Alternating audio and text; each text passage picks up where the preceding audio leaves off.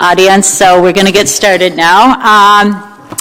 We have a couple board members that are excused, Nora and Alana, and we welcome everybody else here. So today's the Education Committee, Tuesday, May 9th. And we will be starting first with the Assistant Superintendent's report. Then the second item will be support program for accelerated students. And we have Colleen Moran here. And the third item will be presentations from Katie Oliver and John Knoxheim on the Lincoln Park Middle School Parent-Teacher Home Visit Program. Just to get us started. And Assistant Superintendent. Okay. My report is pretty quick tonight. End of the year activities are consuming my days and hours. But I did want to point out that we've had 2 site visits in the last week or two. One was at Congdon, and just yesterday we were at Ordine East. And then we have Lincoln Park coming up this week, and I believe Lakewood is on Monday. So again, those have been very valuable experiences, just being connected to kids and being a part of that teaching and learning experience.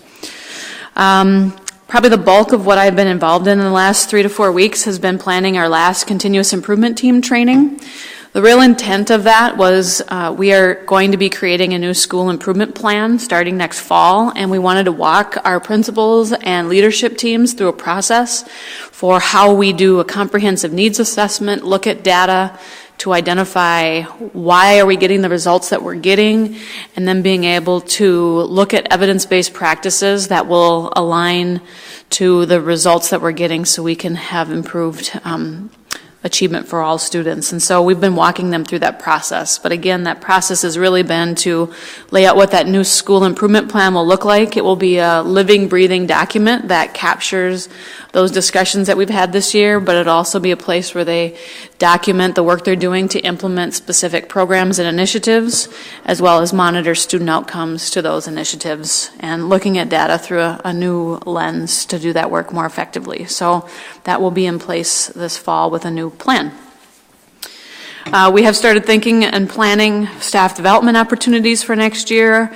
Our biggest questions are around how are we going to move forward to support PLCs, MTSS, and positive school climate next year. So we've been working with those teams to plan that work. Dr. Carey has also been working with a committee to begin planning for our workshop day in August. And one of the priorities that is coming to light has really been the new English language arts curriculum that will be adopted for the elementary, and needing time to look at those materials and learn how to use those materials through best practice. And so he'll talk a little bit about that adoption later in the agenda today. And then lastly, just a couple updates on some of the work we're doing around safe and welcoming environments. We were fortunate enough to be able to access a PBIS grant this winter, and it is implemented this spring. It will likely continue into next fall. We were awarded grants to build on our existing PBIS systems, and so schools who have been using that grant opportunity have been Lakewood, Lowell, Piedmont, Lincoln Park, and Denfeld. And again, that work has been specifically to build our capacity and improve our structures that we currently have in place. And a reminder that PBIS is positive behavior intervention supports, so being really intentional with how we teach expectations to all students.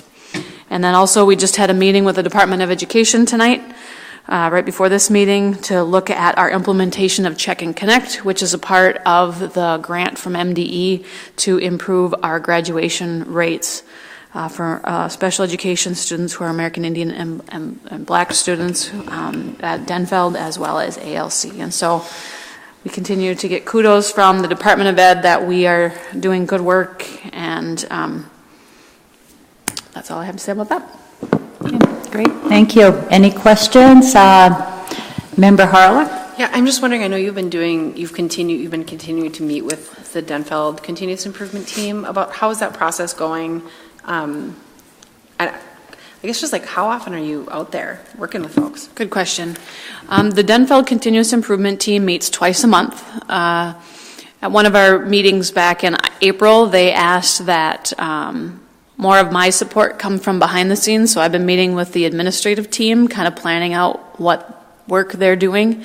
They were also pretty significant participants, they had their whole team at our training last week and came up with some really great ideas moving forward in the next fall. I think some of the work that we're currently trying to understand is all the initiatives that we have going on at Denfeld. How do they all fit together, and how are we going to make sure that we're implementing them well and as intended, and that we're having the outcomes that we intend to. And so we had a meeting with the administrative team just on Friday with the superintendent and I. So it's been about once or twice a month that I've been meeting with the administrative team in the last month and a half or so.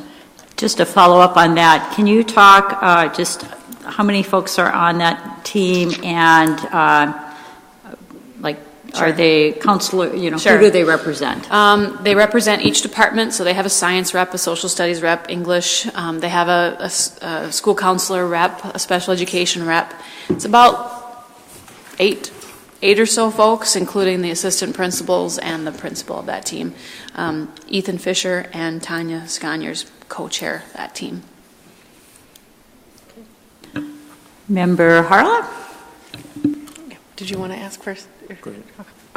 I just wanted to ask about when you look at so you're talking about a lot of different leaders at the school, and I'm just wondering about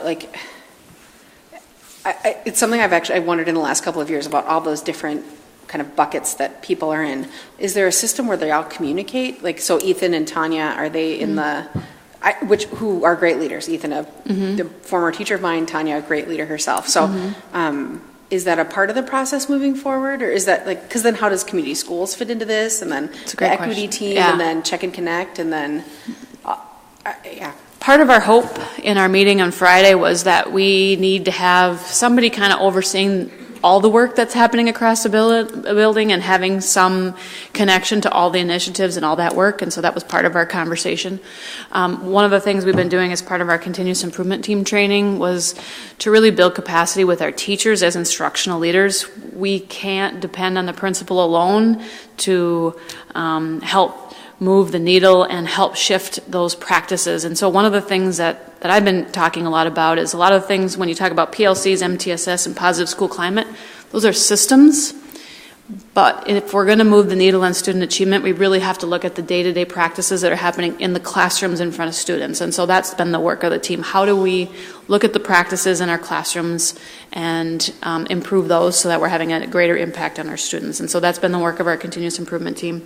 But the goal is that continuous improvement team, specifically, I'll just speak to Denfeld, really kind of has a pulse on all the work that's happening either with full-service community schools or PBIS or PLCs, so that someone is kind of overseeing that work, and that would be the team ideally that would do that. It's not currently happening, but that's the goal. Okay. I don't know if the superintendent has more to add to that. Okay. Go ahead. I have a follow-up too, but go ahead, and then David, and then... Yeah. To that point of having so many groups and so many things going on, one of the things that we talked about is really getting focused on, maybe 2 or 3 things that will be done really well and to fidelity. Not that the other things can't continue, but to really make sure that the energy is focused on implementing 2 or 3 things really well, one at a time. Getting one thing in place and making sure that people have the training and the support they need to really make sure that that's system-wide to about 80% implementation before moving on to the next thing. Because when there's so many things going on, we kind of get initiative overload, and it's hard to do all of them well. So really focusing that work and that attention on what we think should be the priorities, and that's part of working with that continuous improvement team to identify what exactly should those be for that building and how do they want to get there, and then supporting them along the way. Member Kirby? My question's about PBIS, and it's not about Denfeld necessarily, just in general, and I just want a brief answer. When you work, or the grant is there to continuing to work with it, how much of that is with staff and how much is with students? Good question. Most of the things that we added to the grant are like curriculum purchases or training for staff to be implemented with students. So a lot of the The funds are used to support a curriculum or training with the intent that it's being implemented with students. So hopefully that makes sense. Okay. I had a follow-up on the Denfeld without kind of going too deep in the valley on it, but as you've been having these more recent conversations and team meetings and that, some of the suggestions or issues that were presented to us by the parents out at Denfeld, have they been kind of risen in those conversations as well? Some of the things that were mentioned in that report last month, we have been looking at. An example would be the BAR program, that a group of teachers and administrators and myself went to a training to look deeper at that and talk about what that would be and how that would be implemented. So that's an example of one thing on that list that we are looking at and how that would be implemented. Okay, any other questions on the Assistant Superintendent's report? Okay, we are going to then move to the second item on our agenda, which is the Colleen Moran. You can join us right there. And Colleen is our Gifted and Talented Services TOSA, and she is going to be talking about our programs for accelerated students. And thank you again for joining us. Thanks for having me. Is that how I do this? Okay. All right. And I can do a quick lead-in for you, sure. Colleen. Long story short is that our past program had essentially worked in grades 3 through 5, had used a single assessment to determine whether or not students would qualify for the Gifted and Talented program, and then it was a pull-out program where kids came out of the classroom and received some additional instructional support around many different concepts. That's a model that has been kind of historically in place that a lot of districts have moved away from. And so in that, we thought that it would be good for us to review how we structure that programming and look at how we could serve more students and how that would better fit into our multi-tiered system of support model that we've adopted as an organization. And so I know that's all kind of listed there under the heading for number 2, but wanted to lead in before Colleen starts to talk about where we're going in the future. All right, so as Dr. Carey just said, we're shifting from a traditional gifted services model, which involved second grade teachers identifying students, and we gave them a single test that was a screener.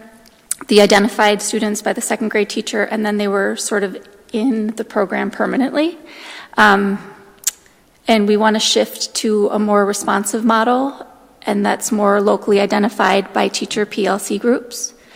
And we want it to be domain specific. So those are the big changes that would make it kind of shift from the gifted model to the differentiation model. And I'm going to just go over this really briefly, and then if you guys have any questions, let me know. Sorry? Your packet, there's a 2-page handout on page 5 and 6. So, okay. Thank you.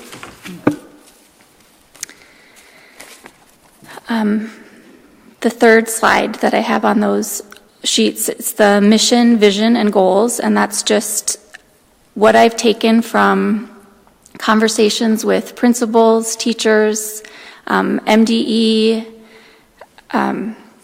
previous program directors, federal program directors, so it's kind of a compilation of what I could pull together about where I think we want to go. And then the next slide talks about how the services would fit in the MTSS framework.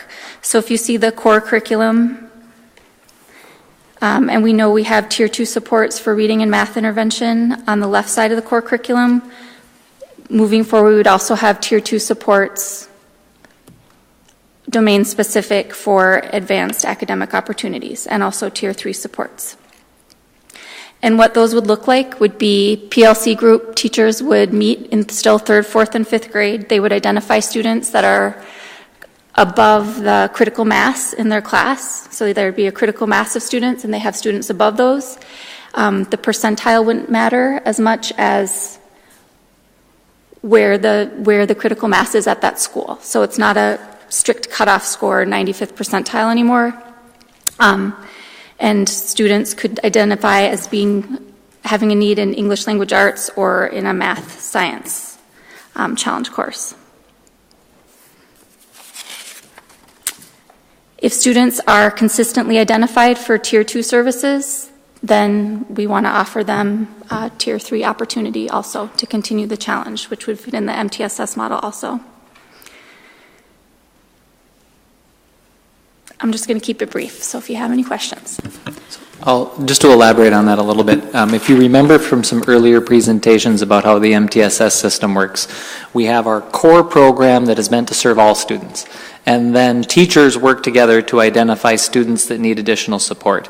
Oftentimes when we're talking about that academically, that additional support is students who need more help or assistance in order to be on grade level on target, right?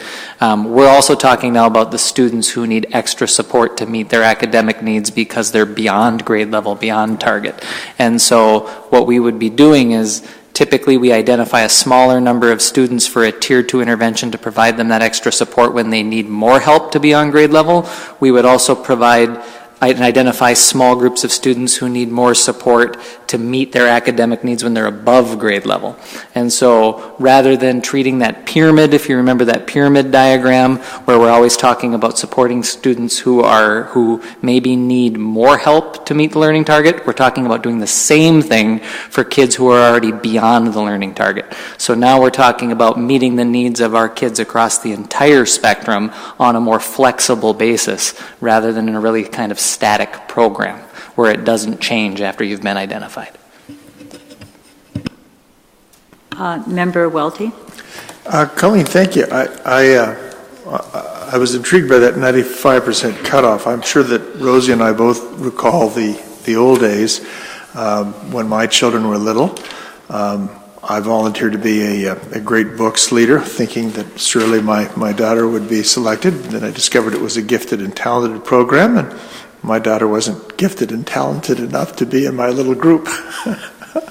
And I thoroughly enjoyed it. Later on, she did manage to make it in, and I have no idea if that was because of the pleas of her father to let her be a part of it. It does strike me that an awful lot has changed in the last 15, 20 years. We've gotten to school choice. There are other places for people to send their children, and the independent schools have a responsibility to work with everybody, and the kind of the exclusivity country club effect of the gifted and talented program kind of is a little bit harder to sell. Mm-hmm. And we have such needs that I think this sounds like a program that will be better for the children and the district as a whole. And I've always been a strong believer that for really smart children, hopefully their families can give them a lot of the extras. If the schools find themselves unable to properly motivate children. I just got an email from a father who complained about how dreary his school was and how he desperately wanted to go to a private school. But obviously he came from a family that treasured Do you have a question for Colleen? Well, yeah, I'm rambling on. I apologize for that. I guess I'd be interested in your reaction, and perhaps yours, Dr. Carey, about that observation about how things were and what you're doing now, and what we might expect in the future from the kind of work that you've got going here. I just briefly want to say I agree that previously, and I think we were identifying students before, and now we want to identify needs and services for those students. So moving away from a did you say country club? I did say that. Country yes, club label, moving away from that to really just a targeted academic need for a student that may continue or may be for a unit, and kind of, that's what I'll say about that. Yes. I just wanted to add, what I like about the new model that we're looking at is more fluid, which is kind of what Dr. Carey was saying. It's not a label that you now are in this program for the duration. It's flexible, and really looking at how gifted and talented looks across all domains. It's not just very specific to a reading or math score, that we know kids can be talented in lots of different ways, and so being able to capture that. And if I could just follow up with a matter on financing, was gifted and talented, or is it still an area that the state legislature sets a little money aside from? How will that operate in the future? No change. It's just how it's operated within the local school district. Okay. Dr. Carey? The piece that I'd add to that is that what we know is that students, as they go through their educational experience, sometimes will really excel in a certain topic or concept or area for now, and then they might hit a roadblock and struggle for a little bit, and the next thing you know, they get it and boom, they're off again. And so this is meant to not, like you say, the country club piece, we're not trying to just slap a label and make it really high pressure as to whether or not you're in or out. It's that can be flexible depending upon what your need is right now. And we think that helps us to serve a lot more students a lot more effectively. May I just add something? Okay, I just want to add that Member Welty, unlike you, I still have kids in the school. I have a 9th grader, and my kids have just graduated within the last 10 years, and so a few of my kids have been identified in this program in the old way it was, and so I really welcome this new way, and I certainly know with my kids who just have in the more recent years gone through the gifted and talented that not all parents are able to provide the support or the additions that you were referring to, and across the district. And so I appreciate this focus and the new way students both will be identified and the different services, and I know Julie Norman well, so I knew the work that she did as a gifted and talented person as well, and we just actually had a chance to talk about this, and so thank you. I had one question about, do you have a good definition for differentiation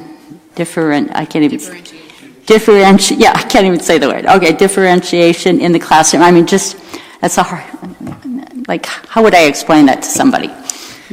So I think you can differentiate for the process of learning, the content of learning, or the type of product a student presents. And I think that type of differentiation happens in classrooms all the time. I would agree. Okay. Member Harla? I just wanted to make a comment that there was about 2 years ago, a parent had been contacting me about the process and feeling like they had been frustrated, and she contacted me this week and thanked me for what you've been doing and all the energy that into this new system that you've brought, and that we had a really great program in the past, but also that you're just bringing some new life to it. So just want to thank you for your work and appreciate that you've joined our district to work on this. Thanks. Great. Any other comments? Member Welty? One last question. In the old days, it looks like 3 to 5% of the students were the most that could benefit from the old gifted and talented. Now with this, do you have any idea what percentage of students we might touch? I can tell you that we could serve up to 10% in a grade level. 10% in the grade level, and the numbers from last year's program, we served 153 students that were identified as gifted, and this year we have 217 that we identified, and we haven't changed the model completely yet. It was just looking at local norms instead of district-wide norms. Member Harla? Just one other question. My cousin is sending his son to a gifted and talented school down in the Twin Cities, or he has a whole classroom that's gifted and talented, and I don't necessarily always agree with it because I like that it's always good to have multiple learning styles within a classroom. That being said, what you said about critical mass was interesting to me. So there could be kids that are really high within that critical mass, and so do you work alongside the PLCs to decide what that critical mass is, or how does that work? Yeah, that's the plan moving forward, that myself or whoever is in my position will be part of the PLC team to identify students. Yeah.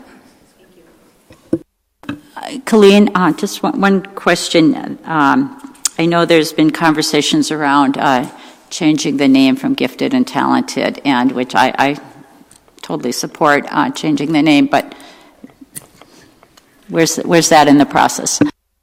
So I would say it's not firmed up entirely yet. For communication purposes, right now it's advanced academic services.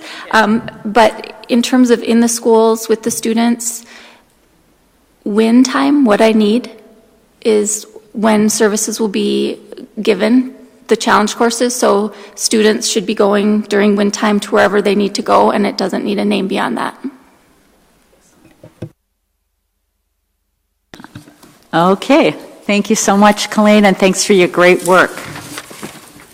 Okay, now would like to welcome Katie Oliver and John Knoxheim to talk about the Lincoln Park School Parent Teacher Home Visit Program. And you guys, you have gotten wonderful press on this, and we are really grateful for the time you work to help have really complete stories on this. So.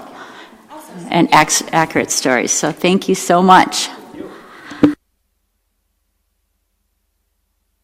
Because I'm loud. So I'm just giving you a few. So something within our presentation that we've added is called Padlet, and I don't know if you're familiar with it or not. But it was something that we learned about through our innovation team and the computer people and all of that. And it's a way for you to comment and or write questions while we're presenting, and it'll be our last slide when it comes up. So then we'll address all those things at the end. And you can do it on your own device, or you can use a Chromebook here if you would like to. But it's just a way to gather your thoughts and questions, and then we'll hit on those in the end. I think we do something over here. So that's just kind of the background on that. So any comments, questions, or anything that you have, if you just want to put them in there. And we'll go ahead and start. Okay. Katie, do you want to run the slides, or do you want me to just kind of go through? Okay. And thanks so much for letting us come and talk about this. I could talk about this program all day, so I so appreciate the support with us trying to pull this off here. And like you mentioned, it's gotten a lot of very positive press. We're real excited about that. We think it's a very it's a basic program that I think has a huge payoff and very, very easy to implement. This is a picture of a bunch of us. Oh, see? Sorry.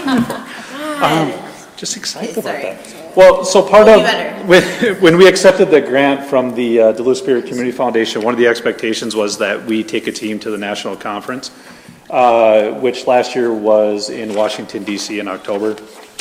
So the grant funded that trip, and this was the team of folks that we took from Lincoln Park, including in the middle is a parent, which was very exciting for us because she had commented, I've never been asked to really do anything before with my kid's school, and we took her and brought her to this national conference. It was pretty impressive for her.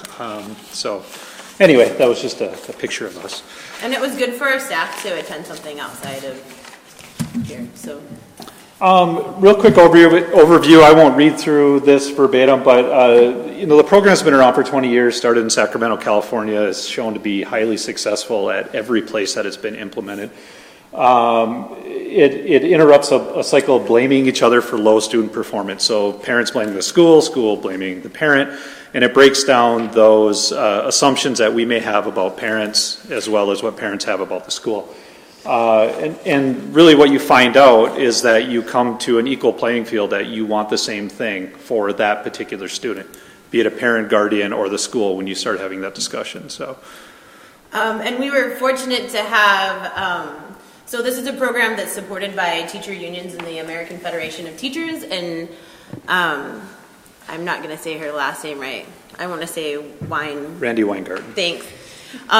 Came out and visited us, and they had a filming crew, and they went on a visit with us, and I'm not sure we want to share this. This is the product of that. I'm going to tell you that these are, when I watch this, it gives me the chills, and it makes me want to cry, and I know these teachers, and I know they're being very honest, which is why it's so powerful. It looks like it's a commercial, like it looks like it's staged. So I'm going to preface it with that. Oh, mine didn't go.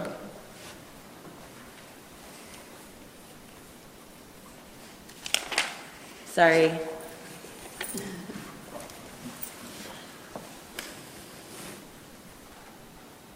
I'm so glad you're here.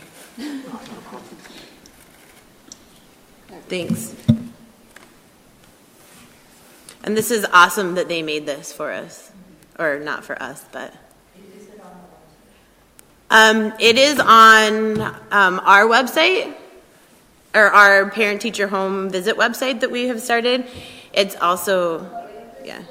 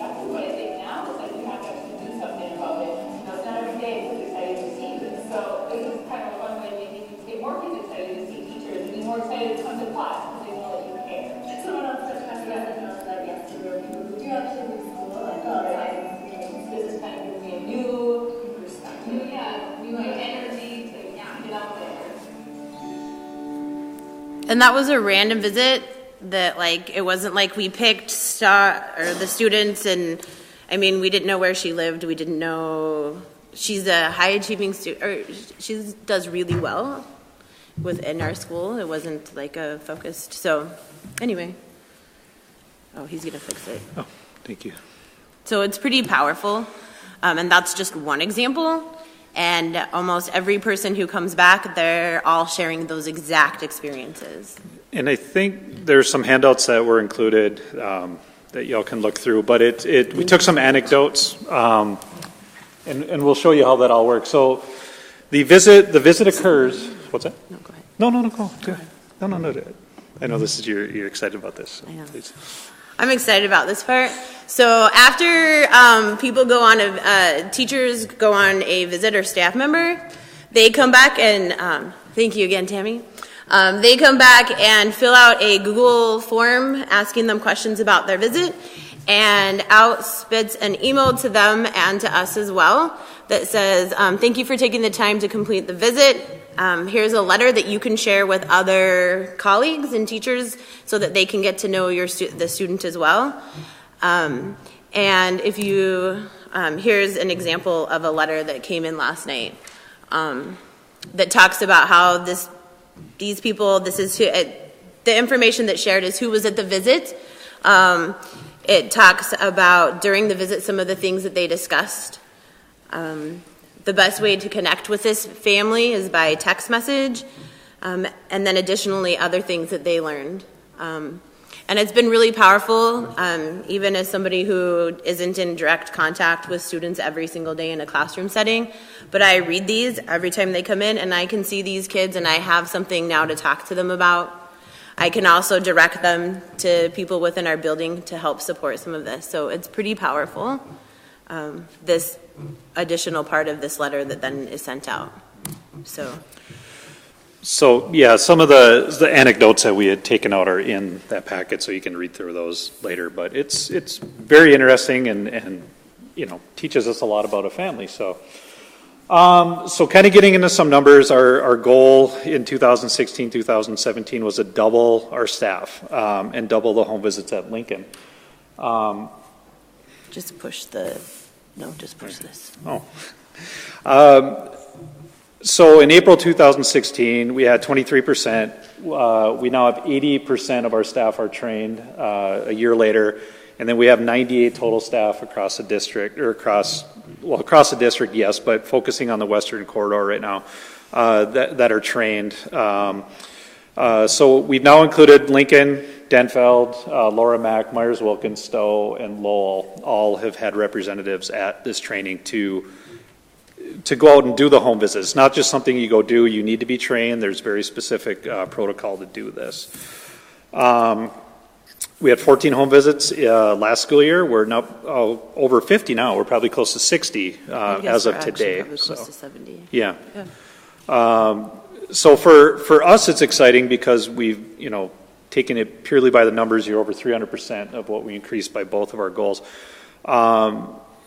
It's rapidly moving, which is great. We know it's going to plateau and level out. I mean, it has to, but just the support and the excitement we've had from staff behind this who have gone out and done a visit and have come back and presented back to our own staff about this has been just pretty darn exciting. So, yep, you do this one. So we hosted 2 trainings this year. The first was just for Lincoln Park. The second was for our feeder and Denfeld school. One of our initial focuses is the transition from 5th to 6th grade. And so we made sure that from each of the elementary schools that there would be representation from the 5th grade teachers. And then anybody else in the building was welcome to participate, but that's in our best interest is to make that connection. And so we have gone out to each of the sites. John and Katie Hutchinson have gone out to each of the sites and met with the groups. We've provided them, it's going to go to is this going to mess it up again? We've provided them with support. It's okay. We have I was just going to show you some of the support that we provided each of the elementary schools, feeder schools, in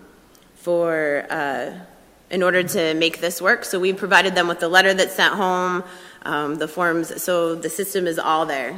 Everything is. There's a website for each school now that they can access and get the same documents that letter that you saw, they can now access the letter for their own school site. So. Sorry. And one more thing that I wanted to say about that and the transition is we're trying to get those extra kids. This is a way for us to make that connection. So if kids are thinking of going to other schools and then they meet us, that's been really powerful. We've talked to families who are considering, because we've been out on some of these already.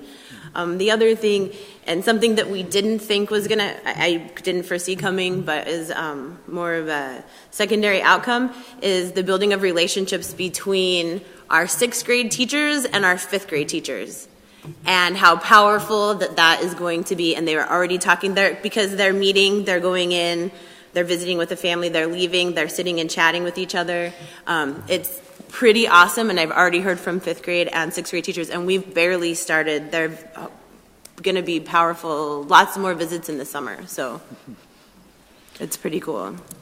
And we'll do the same between 8th and 9th grade as well. That's just, we're kind of doing it in phases to make sure that it's done well and done correctly. So Just some notes on the grant itself. Like I said, Duluth Superior Community Foundation awarded us the $50,000 for the year to develop, train, implement, and evaluate.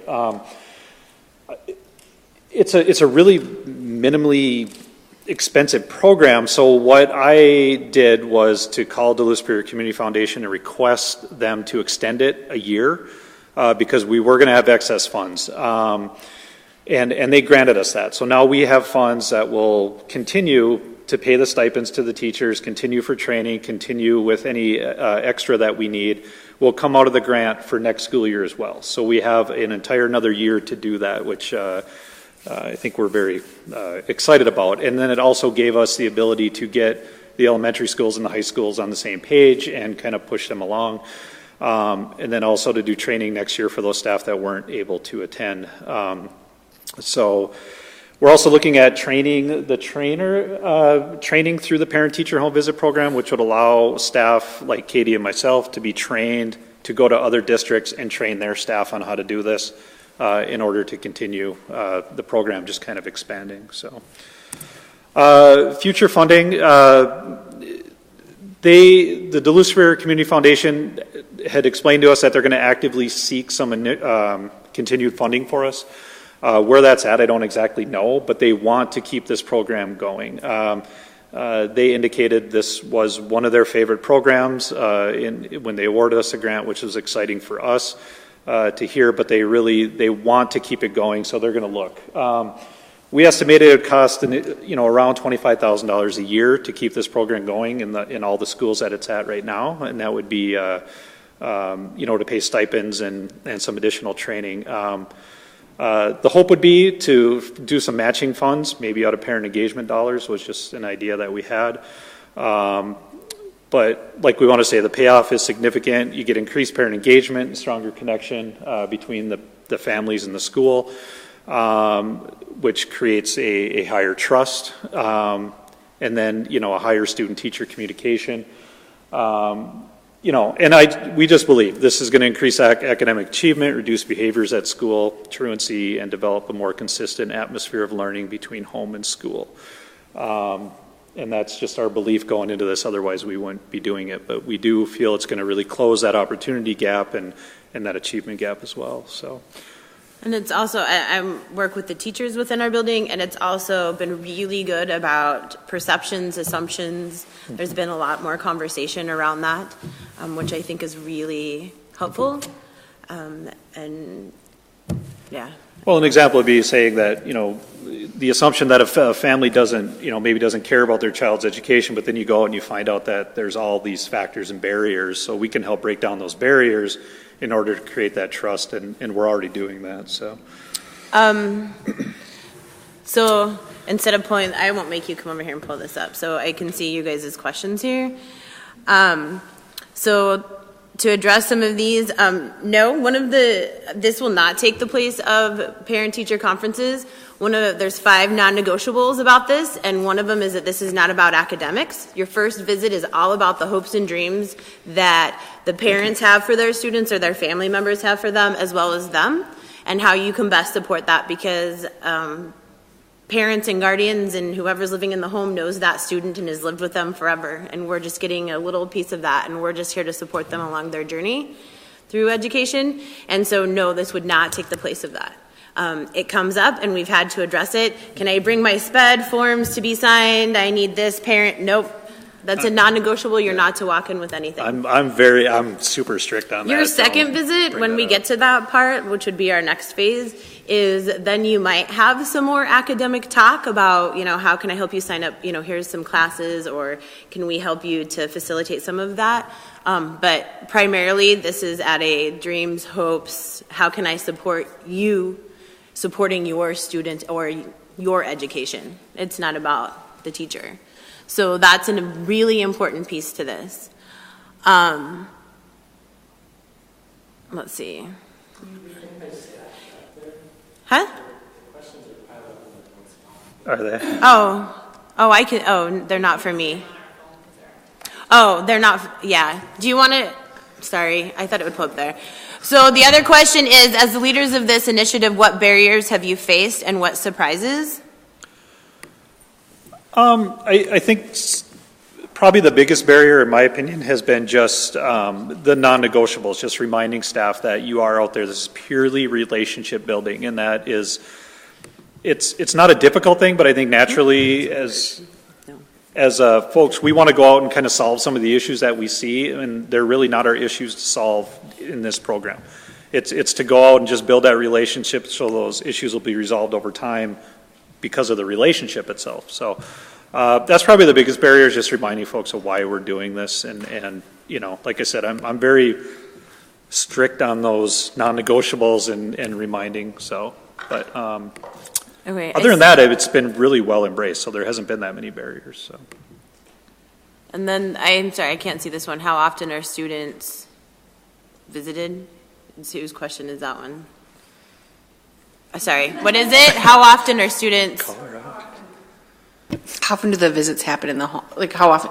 You said that they're visited once, but then there's a second phase. How soon will that second phase happen? So we did our big training with all of our staff in November, and it was kind of hard to set up visits over the holidays with teachers and family schedules. And so visits didn't actually start until mid-January.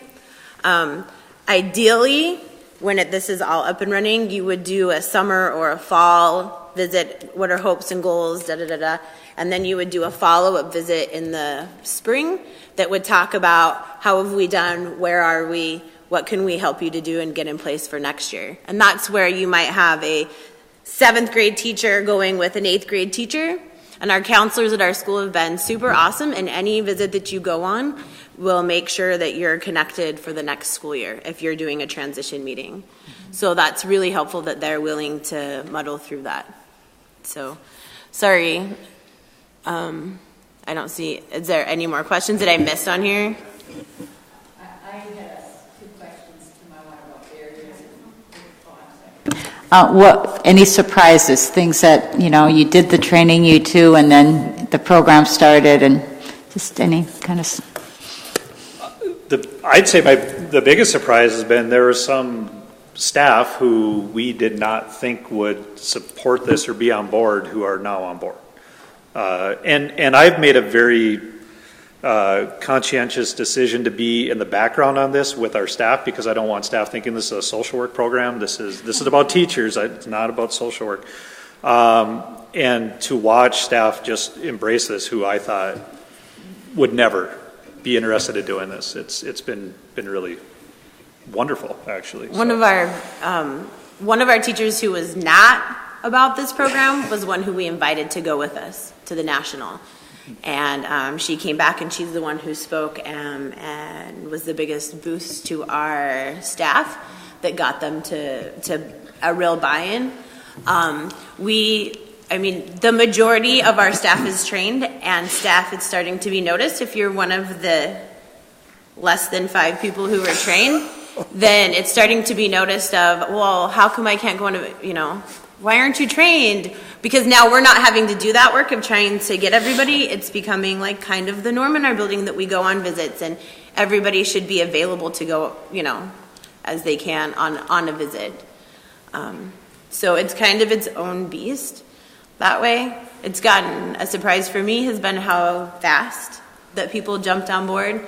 And secondly is that part, there's just so many different things that are happening that I didn't know were going to happen. The teachers changing the perspective. There's so many whatever the word is. Well, and we're getting feedback from areas over in Oregon, Washington area. I mean, we're getting links sent to us about this program out there on the West Coast and down south and things like that we never knew would reach that far that quick. But and our connection to St. Paul has been awesome.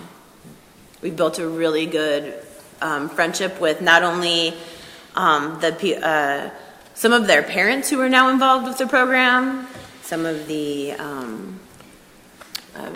Well, for example, one of the school board members for St. Paul Public Schools was a parent who was visited by a teacher in this, and then that's what kind of perpetuated out of this, and now she's on the school board because of this program, and she's very upfront with that. So yeah, one of the byproducts that they found was that if you get parents involved that maybe they don't have some of the skills but they have the desire to do things. And so she started volunteering in the school and learned some skills that then helped her to achieve running for school board and being elected and all of that. And it's a pretty powerful story. So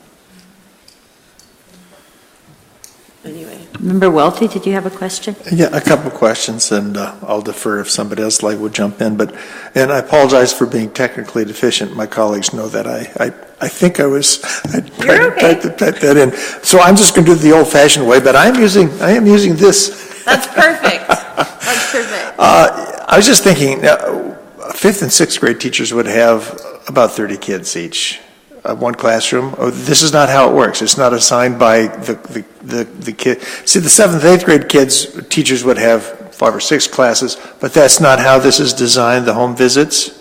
Not the teachers who have the children in their class that what is. So 6th grade, teachers teach the same amount of students that 7th and 8th grade teachers teach. How we have been doing it right now is just randomly picking kids.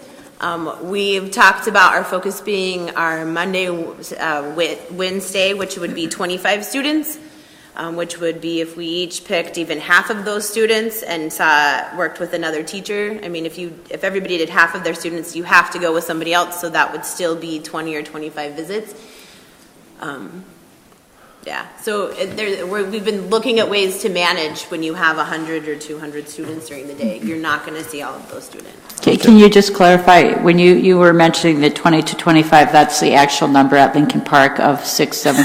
I want to make sure the public gets correct information. No, I really don't have I'm just making that up. Okay. I don't know how many people. Okay. Sorry. Can children recommend that they be visited? Does that happen too, or not? Does what? Can children recommend that visits come to their family? So what you'll see and what we're seeing at Lincoln, and this is true of every place that has done this, when you start visiting students, and like Katie said, we're having teachers select who they want to go see. There's no, you're not profiling anybody. You take your easiest kid and go see them, and then try to see every child. What's happening is you have students come back hearing about it, and when are you going to come visit me? And when are you going to do this? And that opens the door to the next visit and the next visit and next visit. So it's going to become more the norm at Lincoln that kids get visits, and the kids who aren't getting them will be asking, so they'll kind of solicit for themselves that they want that. So. We also had the parent ed camp at our school, and there were some parents there, and one of the topics that came up was they wanted to know more information about this, and from there we had people who wanted home visits. Excellent. Okay.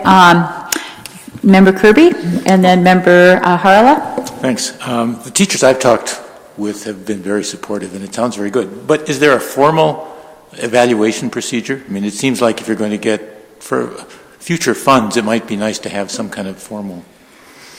We will. Part of the grant expectations, we do need to do a formal evaluation, and Duluth Superior Community Foundation has hired a agency that'll assist us with that. They've already done some of the, Katie and I have met with this person via phone a few times. Katie went to a kind of a longer session on the evaluation process, so there will be a formal evaluation with that. Yeah.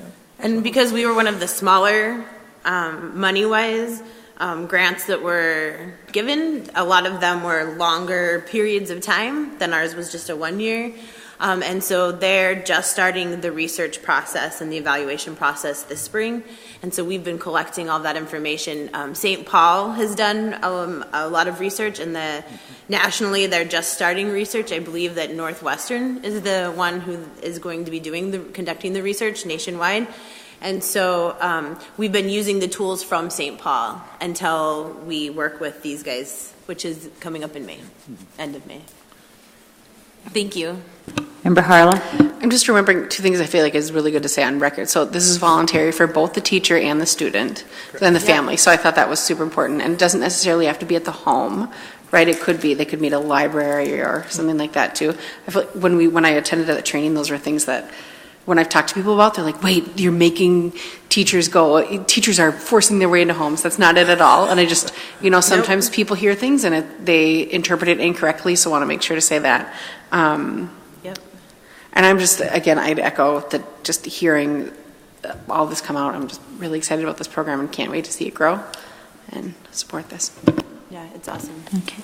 I had a couple of questions. You mentioned 5 non-negotiables, and can you just list them again? I was trying to keep notes here. So 5 non-negotiables are you have to go with somebody. Teacher to 2 teachers. Yep, or staff. It doesn't have to be teachers. So you have to go with each other. Teachers do have to be compensated for their time. Oh, geez. You have to, you can't take anything with you and talk academics. That's another non-negotiable of this. In order to be a parent-teacher home visit, you have to, The voluntary piece is another one. It's voluntary on both staff end and family. It has to be prearranged. You can't just Yep. You can't pop in. If anybody pops in, it is not associated with parent-teacher home visit. That's not our. Okay, thanks. And then my second question was, I think, John, you said that you're either hoping or something about between 8th and 9th grade, like you're doing between 5th and 6th grade. And correct. When is that vision? And that would be, yeah.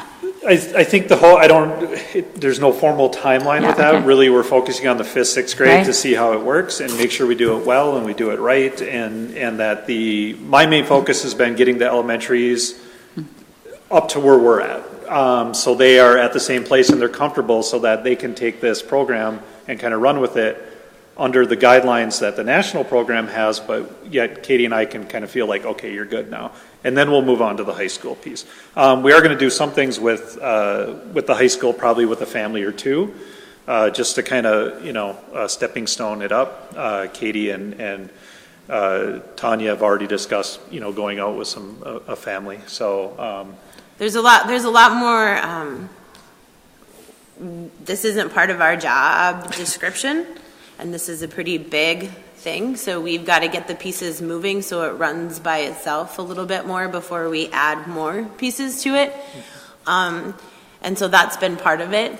And we did train from Denfeld, and we've talked about it.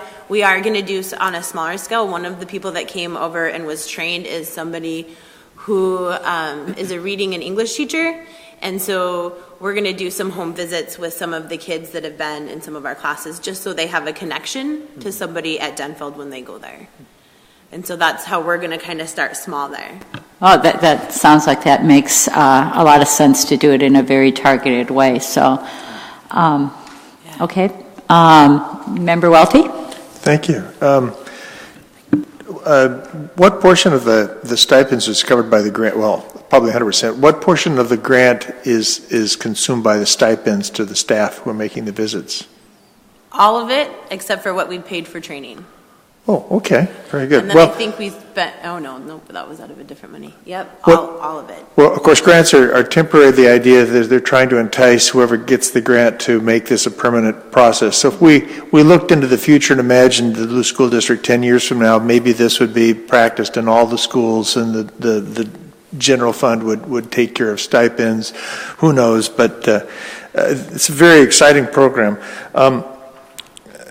I had a couple of questions. Let's see what else. One of the things I'm wondering about is, I think you're going to get just tons of anecdotal feedback about how great this is.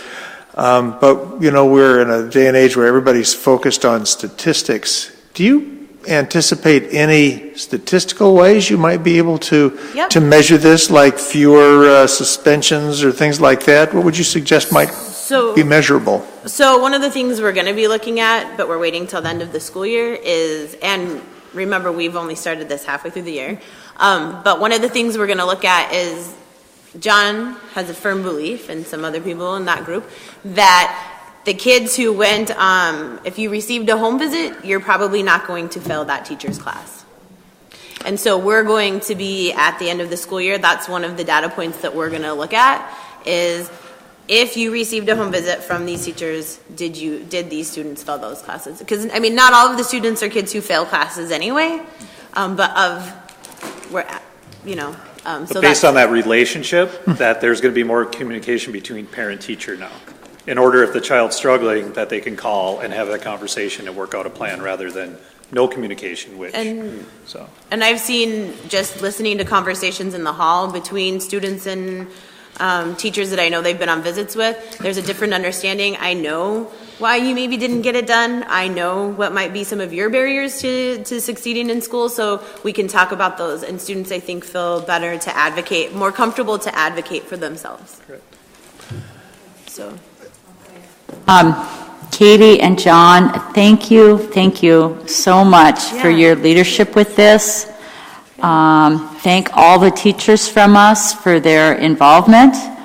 And I just think with this program and with all the work being done around the full-service community schools at Lincoln Park, you guys are rocking. We're working on it, right? Yeah. Thank you. Yeah, thank you. And thank you guys. You guys were the ones who supported this, us putting the grant in initially, so. Okay. Thank you. Thank you. Thanks for trying Padlet. Okay, that was fun. Adventurous, you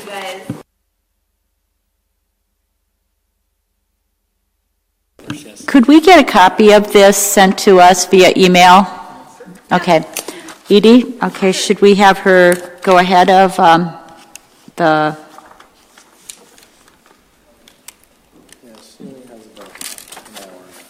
Okay. So should we just quickly move through this then? Or should we have Edie go ahead to talk about the resolutions? That's fine. Okay. I mean, she can come. Edie, we'll let you. Is Tracy not coming? No, she's not coming. Oh, okay, okay. Do you want me to- We don't have any other outside speakers, so why don't you?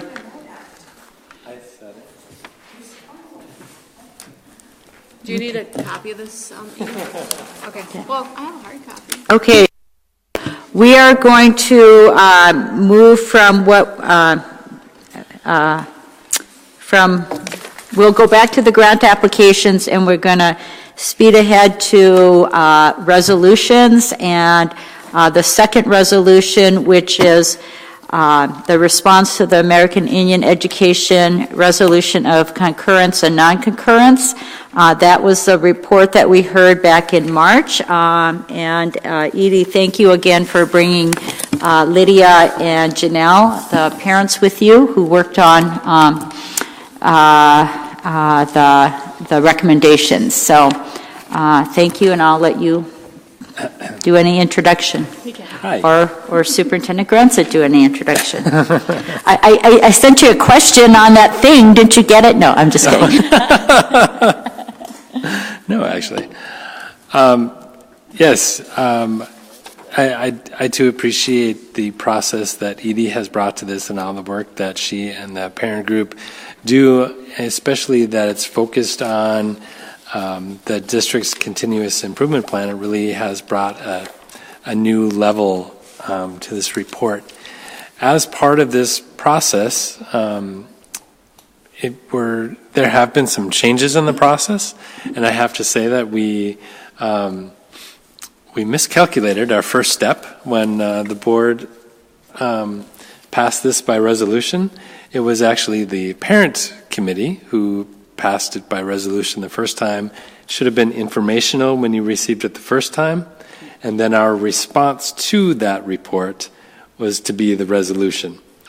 And so therefore, be it resolved that their resolution will be resolved through our resolution, kind of a thing. And so I had an opportunity to sit down with Edie and talk through some of the recommendations and had a good conversation. And so we have added a column to their original report that says district responses. And if we agree with those recommendations, or and some of the recommendations were, to continue something, And if we plan to continue it, we said agree. If there were further steps that we needed to take, or if for some reason we didn't agree or wanted to give some reason for why we couldn't move forward immediately with a step, we had a district response. And so you can see that, I see we're missing an agree there in one of on the third square down. But there was the fourth item there where the recommendation was that the district monitor and enforce compliance with American Indian state standards and hire an American Indian specific content specialist. Our response would be that this work is done through the collaboration of curriculum staff and building principals, and it's the role of the building principal to ensure the delivery of the curriculum. And we believe the work is done best through collaboration of existing curriculum staff and the Indian Education Department, and additional American Indian specific trainings for those staff would be helpful. And at this time, we really can't afford to hire an American Indian specific content specialist, but believe that the staff we do have can work together to get that done. And then there were two other items on the second page that we had a response other than agree. The anti-bullying piece and the surveying of all students. We do believe that it's important to get feedback from students, and we'll look for ways to further expand that data collection, but we don't see that happening this fall. So that can be something that we work on an ongoing basis, and we've looked at for a number of other reasons as well, doing more survey work, but we weren't quite ready to do that. Also, the Ojibwe immersion piece, our original intent was that we were hiring an immersion specialist. That so happened the person that we hired has Spanish background, expertise in immersion programs, but doesn't speak Ojibwe. And so it's difficult to manage a program of a language that you don't speak. And so Edie has had to take on much of that and lead much of the work with curriculum. And we appreciate everything that she's done with staff and community members to get that done. Again, given our budget, we can't afford to hire another specialist right now. But I think that if we see growth in that program, that is something that we would need to consider. I think we do have to look at how we're developing the curriculum and recognize the staff that are doing that and recognizing the work that they're doing that. And we'll work with Edie to see what that looks like. And so those were the responses that administration had for that. And I don't know if Edie wants to build on any of that. Or actually, I think Dr. Carey just wanted to add one thing on one of these recommendations or responses. So with the curriculum piece, one of the pieces that we've discussed, I think we started this conversation a few months back, even before the resolution came out, was that there is that particular challenge about the Ojibwe curriculum because existing materials aren't there, and we're creating many things from scratch. One small help that we've tried to provide from the curriculum department is looking at example. We're going to be discussing an ELA adoption later on in the agenda here. In that example, we're going to be purchasing materials for our English-speaking classrooms and for our Spanish classrooms, but nothing exists in an Ojibwe equivalent. So what I've promised to provide from support in the curriculum department is calculated out a per-student average that we're spending for the adoption of the ELA and Spanish immersion materials to support reading, and then I'm providing that amount of resource to support curriculum development and writing for the Ojibwe program. It's just one small piece that we're doing that helps support that kind of box or portion of the resolution. Okay. Thank you for that addition. And then Edie?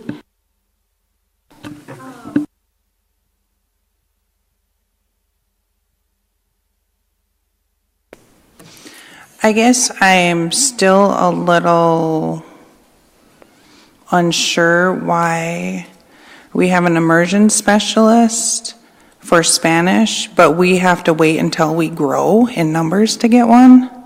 That's a legitimate question that I've been thinking about since we met. It's like, why do we have to increase our numbers when we said that? I thought we agreed when we did the presentation that it was 17.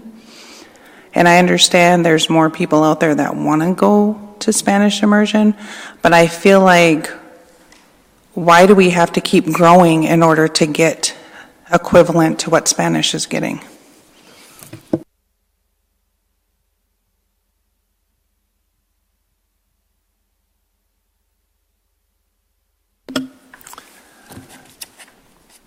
I understand.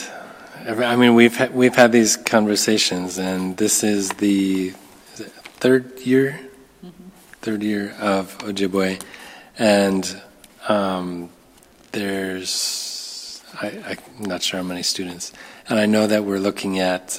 We currently have 36. 36. And we knew when we presented that this wasn't going to be the most popular, but I believe that we had an agreement that we would go for allocations to like 17 students. That was the number we agreed at, because we started at 12 and you guys started high, and then we kind of agreed at 17. So I'm feeling a bit frustrated, because I feel like I have to keep recruiting in order to get our numbers up, in order for us to get what Spanish immersion program is getting, and it's a little frustrating. So I'm just trying to bring a perspective to everyone that, yes, in the beginning we did know this was going to be a struggle, but we did believe and understand that that's where we wanted to start when we're talking about immersion, considering the history of the area. But I'm the one that gets questioned on, well, why don't we have this, or why do they get this and we don't? It kind of goes back to some historical trauma within my community of us not getting equitable access to compared to other communities. And we kind of have to prove ourselves in order to get equitable funding. And it's just questions that were brought to me that I need to address, because I'm the one sitting here. What would it look like, or where would you tap into curriculum writers or people who could fill that niche that you envision? So we've already asked our teachers to go above and beyond, and we pay them extra to do curriculum writing sessions as when content specialists get together. For the district. We have specific ones for our immersion program. Just recently, about a couple of weeks ago, we had a curriculum retreat where we spent 20 hours writing curriculum, and we pulled in first language speakers from Minnesota and a couple teachers from Wadukudading, the immersion program in Hayward, Wisconsin. We pulled in our teachers, and then we pulled in community experts. And that was pretty much funded basically because I have a really good relationship with Fond du Lac and their Ojibwe program that they have out there, where they funded all of the space, the food. They paid the first language speakers to come and spend 20 hours with us. What we paid out of, which came out of American Indian Education and Curriculum, were the time spent for our district teachers and assistants to work on that. But other than that, it was just a relationship that I have with a person that runs the Ojibwe program that said, yeah, we can pay for that. We have extra money, but that's not always going to be there. Okay, thank you for kind of picturing what you've done and what it might look like. Can I just add in a thought, or I'm just kind of talking off the cuff a little bit, but when I think about what our immersion specialist has done for Spanish, it's been a lot about recruiting teachers, because those are things we got to be thinking about. It's been the curriculum. Those are two big things, and I know that you spend tons and tons of time around the curriculum piece. You have the connections and the expertise when it comes to trying to do that teacher recruiting. So could we brainstorm ways that we would be able to kind of address those needs without, I think I know the answer to this, could we shift some responsibilities from Crystal to help with those things? I think I know that wouldn't necessarily, I don't know if that would necessarily work, but I recognize those are things that you need support with, and so can we talk through how that would look? And that's a good question. That's one of the questions that Bill brought up. Okay. As in our meeting, and I said, I honestly don't see Crystal going into my community recruiting for, I've done recruitment sessions with her out in the community, and I've done them with her during kindergarten roundup, and it's, maybe, I don't know, I was listening to the home visit thing, and maybe if we did some training around that, I don't know. But it's not like it's not doable, but if we're really gearing towards, bringing, our program is for all students, but what we're really gaining and looking for is more Ojibwe students to be in the program. And so I feel like I'd have a better chance at going into a home visit or recruitment, but that's just my perspective. I love that you made use of community experts and as part of that, but from your community. Member Welty? Thank you. The immersion expert, I found it interesting to hear that the immersion specialist might recruit students to it, and certainly, what now? Recruiting staff. I guess my question is, what is the expectation for the immersion specialist? What all would they do? Obviously, the parents made a presentation about, and some of the faculty about, trying to create a curriculum where one has not existed before. But what is the immersion person doing in Spanish that we would hopefully have one do in Ojibwe? I think I can talk about a little bit about at least what the current Spanish position is doing, and some of those things would be very analogous to the Ojibwe, but because of the nature of the Ojibwe program, there are other things too that they would probably have to coordinate that the Spanish program would not. And so example would be currently whenever we pilot new materials or seeking out new materials, Crystal is helping to evaluate the quality of those materials, test out and pilot things with teachers, figure out numbers that we need to secure for current and future students in the program, helps work to recruit and maintain a stream of teachers for as the program grows so that we make sure that we're hiring and recruiting. Also does a lot of work around helping with teacher evaluation in the target language because principals don't often speak the target language in the program, which makes evaluation very difficult when you have no idea what the person is saying when you're evaluating them, and that's a real thing. And so those are just a few of the pieces. I actually have a digital copy of many of the different things that are a part of that job.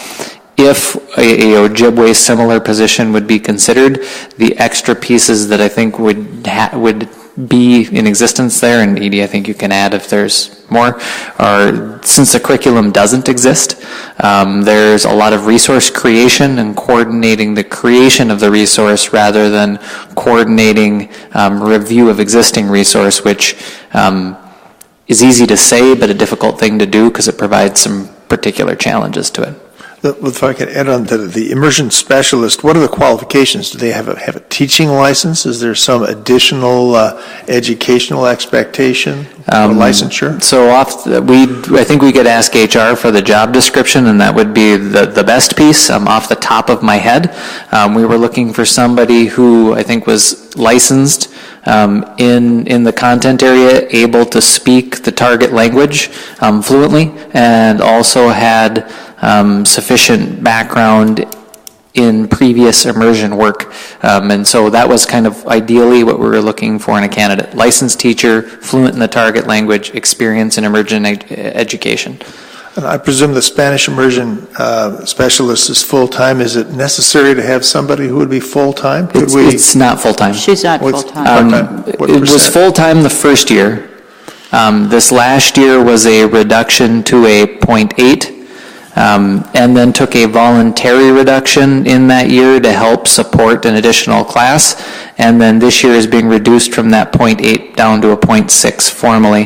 The plan is, I think, over time for that position to phase out as we have implemented a full K-5 program. It's just having that expertise on hand of someone who can help coordinate that work with the right knowledge and skill set. Thank you, Edie, for kind of bringing this up and staying for the discussion around it. And it sounds like just more conversations between our director and staff, directors and that as well. And I appreciate you bringing it to our attention here. Is there anything else you'd like to add? Can I ask a... Oh, sure. Member Kirby. I would assume as the program develops further and we get into grades 8 or 9 or high school that the content of the curriculum is going to be much more difficult to develop. And it's not just translating other stuff, is it? I'm sure it isn't. And so will the need be become greater as we go further? My understanding is when we presented, we said we would do a K-5 program.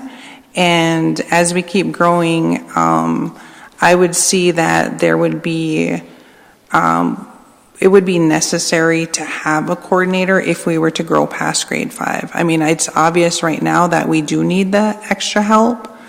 And I also want to make it very clear that we don't just translate. We're teaching Ojibwe from a cultural perspective, and that's why it's a little bit harder to just grab books off the shelf and translate, because some of the curriculum that's developed is developed from a Western perspective, and that's not how our immersion program works. And so that does bring a whole nother kind of bag of tricks when you're trying to develop curriculum, because there's certain things during certain times of year that we can and cannot talk about certain things. So that's another cultural perspective. But, you know, for us to be able to develop a curriculum map, that's kind of really helped us in a lot of ways in moving forward and developing our curriculum, because once we had a curriculum map, we knew exactly where we're going. It's just a matter of kind of leveling it up and scaffolding it year after year. And so, like I said in the beginning, right now, I see us just trying to get to the next year without looking at like, oh, what is 8th and 9th grade, going to look like. But there are some challenges currently that, need to be addressed as we keep growing year after year. And one being, 3rd grade. We have to start testing in 3rd grade. So how are we going to get supported in ELA? Because that's what we need to start.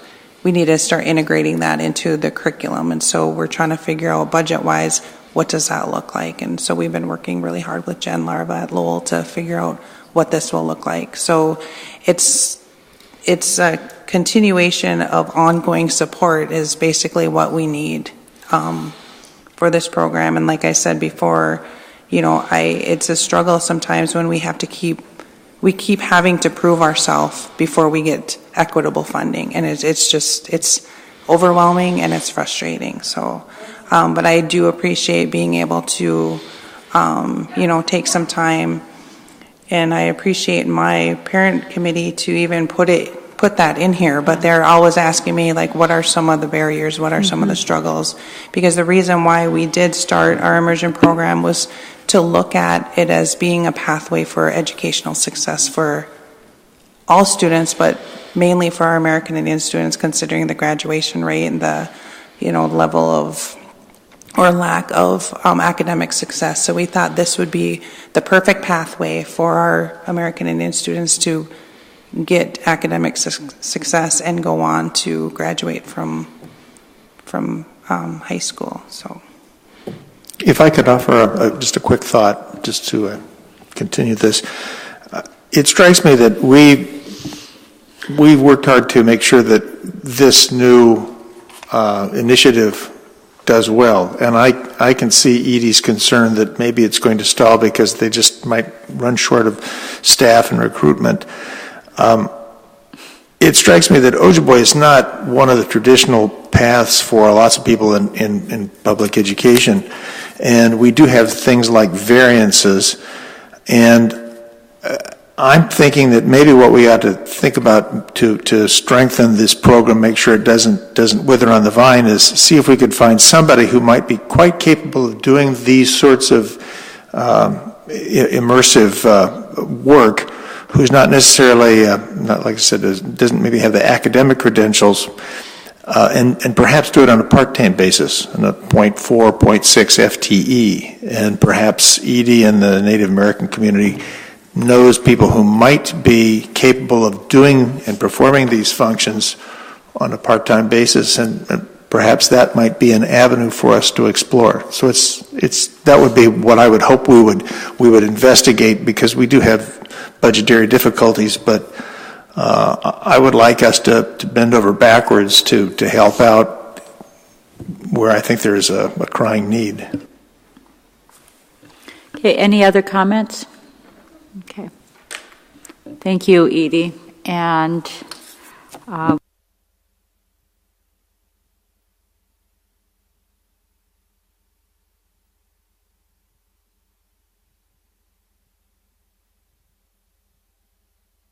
to move back to our grant applications. On the first page, the Minnesota Department of Education grant application with the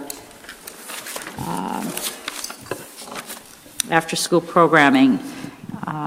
This is the grant. I believe it's a five-year grant, right? 5-year grant. It is expiring this year, and so this is our request to continue what we have been doing as part of the 21st Century grant, and Tracy Klana has put that together. Any questions on that, board members? We've had presentations from Tracy and the collaborative in the past on this same grant, similar grant. So, okay, we'll move on then to action items, and the first one is K-5 English Language Arts and Reading Adoption that Dr. Michael Carey will go into a little bit more detail. It's on page 10 of our packet. It's perfect. I was just going to say it's on page 10 of the packet. So if you take a look at page 10, there's a little bit of background information, and I'll keep this relatively brief. There's a process to review and screen the available curriculum options that were out there, looking at things around best practice. The material sets that we then piloted were narrowed down to 2 options, the Wonders program and the Journeys program. Of those 2, we piloted the materials at every grade level across the district, so we tried them kindergarten through 5, and then got teacher feedback around which material sets appeared to be most effective when they were using them. Our pilot teachers overwhelmingly selected the Wonders product. It was a landslide in terms of support, and so we've now since moved forward with an implementation team that's made up of myself, our ELA and reading specialist, 3 of our building principals, and then teacher reps from the other buildings whose principals aren't there. So every building's represented, and we have talked about making sure that we have sufficient number of materials in the quote, that we're purchasing the right things they need to be successful with the students in the classroom, and we've had very good conversation and ongoing meetings for about the last month to make sure that we really dial in this quote so that we're purchasing exactly what's needed to support our students. And so if you take a look, there are actually 2 quotes there. One quote is for the English language version, and I can't see the number, but off the top of my head, I think it's $711,780 and change. 30 cents. Okay, thanks. I forgot the 30 cents. And then there's a quote for just over $69,000 to cover the Spanish immersion classrooms, and that is sufficient numbers of materials to cover the whole K-5 program once it's implemented. So obviously next year we'll only have K-1, but we are purchasing the whole set. long story behind that, short story behind that is because with the size of our purchase, they give us more gratis or free materials as part of that. So purchasing now in bulk actually saves us money over the long run. And so we will have then the full complement of materials we need for K-5 for the Spanish program. And as I mentioned earlier, I have taken a look at what we're spending per student on average, and then had a discussion with both Edie and William Howes about providing them that amount of resource to help cover some of the cost of their curriculum development to support English language and Ojibwe language acquisition for kids K-5. And so when you take a look, the total cost to us is that $781,533.15. And that, I think, brings us forward immensely in terms of the material support we have to support reading across K-5. And it's been very well known, I think, that we've stated reading and improving student reading has been a district goal of ours, which is part of the reason we're really heavily invested in this program and this quote. And from the feedback we've had from teachers, this purchase really moves us forward significantly in terms of the resources we have to support reading learning in our elementaries, which are our most critical reading development years. Okay, thank you. Any quick questions? Member Welty. Dr. Carey, in the old days that I was referred to, we used to get the books that were purchased. What are we purchasing here? Are they books? Are they Chromebooks? Are they a variety of different sorts of educational aids other than just textbooks? You can, if you take a look at the quote, and I know this is difficult to decipher, and the words on this don't always mean a whole lot, but these curricula or sets of curricular materials nowadays are very complex with multiple pieces. There are leveled readers, right, which are different books that all look the same but function at a different functional reading level so that kids can get text at their independent reading level.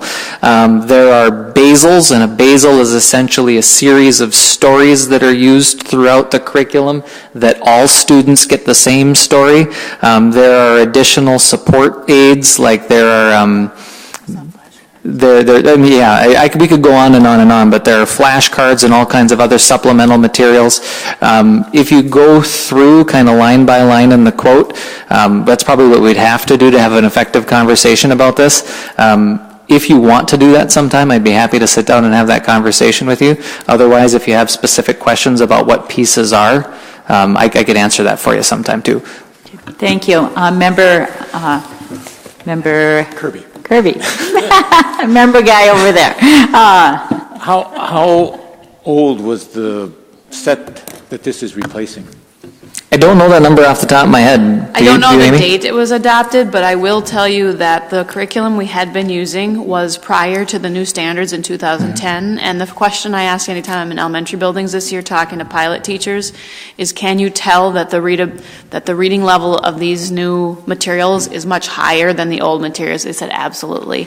So what it is that it's getting text in front of kids that is more at the reading level that they're going to see on the MCAs and the expectations for college and career readiness moving forward. There was a significant jump in the recent reauthorization of the reading and English standards. There was a significant jump in expectation in student reading level, and so that mismatch in our curriculum meant kids were consistently exposed to materials that was below the reading level expectation the state was setting, and so this helps us close that gap. I appreciated on page 10 where you talked about kind of the areas in the process that the materials were, the criteria, that the materials were reviewed, and especially the cultural responsiveness, critical thinking, engagement. I appreciated you adding that so we understood the criteria a little bit more. And just to let you know, I can't take credit for that personally. Carla Harold, our English and reading specialist, is the one who put that together for you. Please share that with her, that we appreciate that, or I do at least. Member Welty? Describe a pilot teacher for me. So what we've done is we put the opportunity out to our classroom teachers and say we required that they work with us as a grade level. So a building's worth of teachers, the whole grade level would have to say to us, yep, we're interested in basically testing the materials, right? Pilot, we're just testing them. And so we found a grade level's worth of teachers from multiple buildings throughout our district who agreed to be a part of that. And then they received training on how to properly implement and use the materials. We're given the materials for a unit. We did like basically a unit of instruction, so a few weeks worth of instruction. And then they tested or used those materials in their classroom with their students. Thank you, Dr. Carey. The 4 years I've been on the board, pilot teachers have been used often to start a program, and I know my daughter was in a pilot teacher class in 5th grade when some of the math curriculum was adopted just a couple short years ago. So thank you for that explanation. Any other questions on this item? Yes. Okay. Actually, not a question, but just another piece of this item, one that some people might not think about unless we bring it up. And part of a new adoption is exchanging materials from what we currently use to what we're going to use. And so that's quite an undertaking, actually, because all of those materials are out in the building that we currently use and need to be, we need to figure out what to do with all those materials, which could, it's truckloads of materials. And so we've looked at perhaps selling those materials, which sometimes is, sometimes they still have value. There isn't anyone who currently wants these materials because they're outdated materials. And so we're looking at some different options of how to handle these materials. So just so you're aware, those processes are in place too, and when we come up with a way of doing that, we'll let you know. Okay, great, thank you. Okay, let's move on then to, let's see, policies. Yeah. And this is on page 33, and just a reminder, this is a second reading of policy 5050, so we have had a discussion on this once, but do you want to highlight it again? There's nothing that I would highlight on this that we didn't talk about last month. Long story short is we have an old policy that covered really retention but didn't discuss acceleration. When we look at the MSBA model policies now, they've combined both the retention and acceleration policy into one, and we really did need to address a formal process for how we're going to handle acceleration at the elementary level, because we already had a formal process, grades 6 through 8, but not one outlined K-5, and so addressing this policy by removing the old one and adding a new one helped us to achieve that, and so we're on to the second reading this next month. Yep.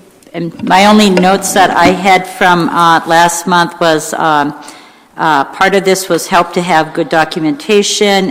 We did have a good discussion around some of the research about holding back kids in the last meeting, and we also talked about how it was tied to the tiered support systems. So those discussions have been had. Member Welty? Okay. Let's move on then to resolutions. And go ahead.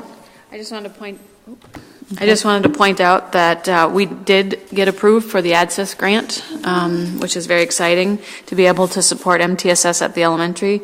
And I also just wanted to point out that we received a grant as well to implement BAR at Denfeld, which is what I was referring to earlier in my assistant superintendent report. Okay. I actually had just heard more about BAR over the weekend in a conversation, so I was excited to see it on our agenda. Was there a question on any of the acceptance of the grants or any of the grant awards on page 36? No. Okay, great, thank you. We talked again already about Resolution 2, and so D was extended field trips, and as always, we have a few. This month, culinary students going to national competition in June. HOSA International Leadership Conference also in June. And then we have 7 diploma requests, and then just placeholders on data sharing, and then the future item will be the wellness policy update in June. So, any other questions? Okay. Thank you, board members, for being here, and we will see you next Tuesday.